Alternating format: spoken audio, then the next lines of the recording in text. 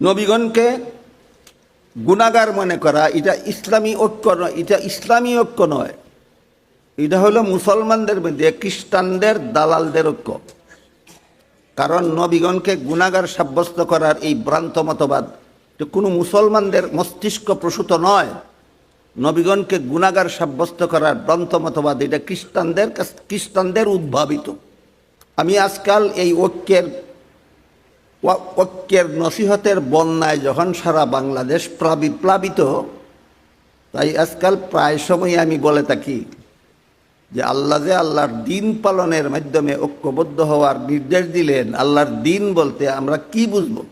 অমুক অমুক ব্যক্তি অমুক অমুক দল ঐক্যের নামে তামাশা করে যাচ্ছে, ইলমে তাজকিয়ার অমুক অমুক সিদ্ধান্ত লঙ্ঘন করে অমুক অমুক দল বা ব্যক্তি ঐক্যের নামে তামাশা করে যাচ্ছে। গুনাহগারদেরকে আল্লাহ নবী বানান না। এটা আল্লাহর সমস্ত নবীগণের বেলায় আল্লাহর একটা সার্বজনীন মূলনীতি, কোনো গুনাহগারকে আল্লাহ নবী বানান না।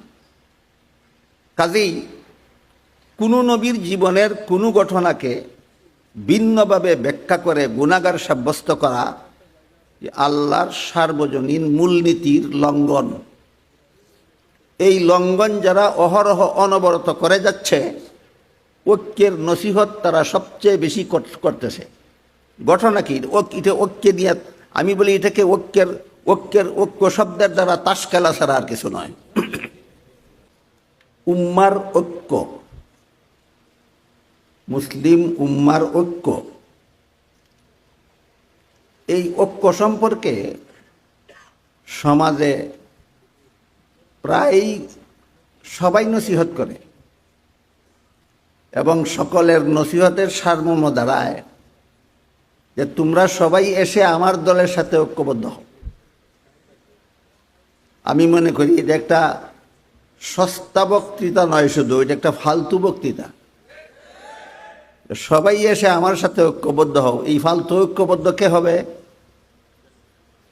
এই জন্য মুসলিম উম্মার ঐক্যবদ্ধ হওয়ার একটা আল্লাহ এবং আল্লাহর রাসূলের পক্ষ থেকে নির্ধারিত একটা প্ল্যাটফর্ম চিহ্নিত করা দরকার।